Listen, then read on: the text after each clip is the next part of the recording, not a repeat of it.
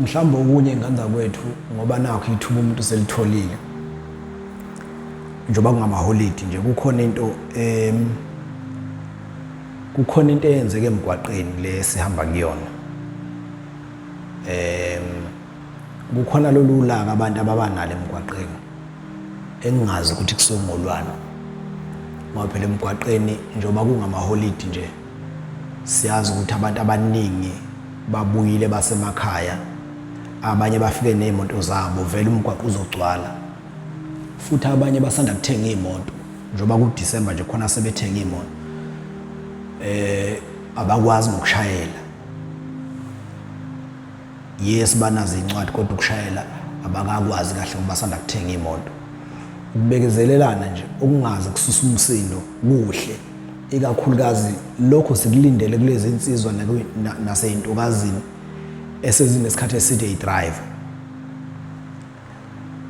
Singabi nolaka ngoba into errong la emgwaqeni mase nixabana nomuntu ilento ukuthi manixabana phambi kwabantu emgwaqeni thothi nibanga nje ukuthi omunye bekufanele engene wangena qana agcina uyabose kunaleyo nto kuze kuthintana imoto bese kuba nalento ukuthi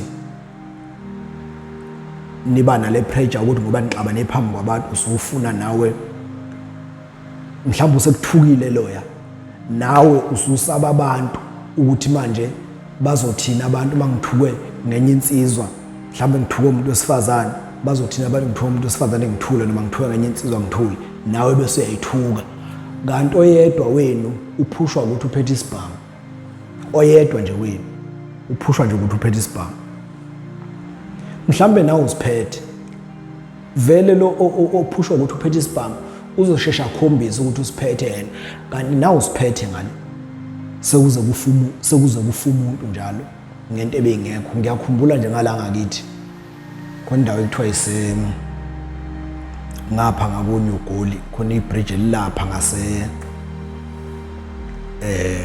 mubheke ngaseyimpakaneni elapha ngase kuthiwa isensimbini.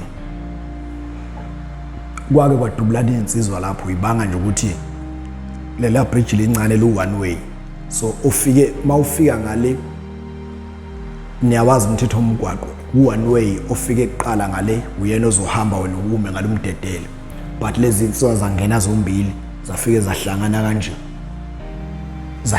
kanje ephakathi ebridge zase ziyaqala ziyathukana ukuthi wena uhlehle ngani nalo wathi wena uhlehle ngani, kwaze kwabenye ikhipha isibhamu yamdubula wafa umuntu. Kubangwa nje into engathi shu, kubangwa nje ukuthi oyedwa bekufanele eme ngoba phela noma esengenile loya obekufanele eme, noma esengenile lo bekufanele eme salusuma wena edlule ngoba mhlambe akathatha ngokuthi loyo ngala akakwazi ukudrive, mhlambe usafunda ngempela akazi yena ukuthi kufanele eme kudlule wena ufike mhlambe akayazi yonke leyo.